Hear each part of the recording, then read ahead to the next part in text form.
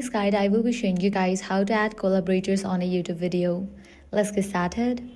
This new feature allows you to invite others to join you as a collaborator on your videos, and the channels will also be showcased under your video.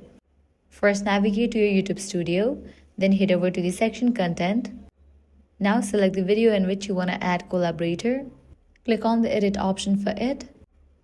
Now here, under video details, you're going to find the option invite a collaborator. Click on that.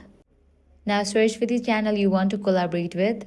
Once you find it, click on it and you will have the option to either give them access to your video analytics or leave that box unchecked if you prefer to keep it private. After that, just create the link and send it to the collaborator. Make sure to hit save. Once you save it, the other creator will receive an invitation.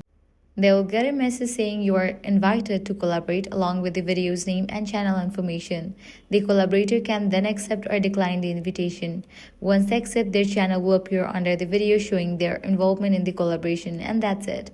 If this guide helped you out, do not forget to like, share and subscribe. Thanks for watching.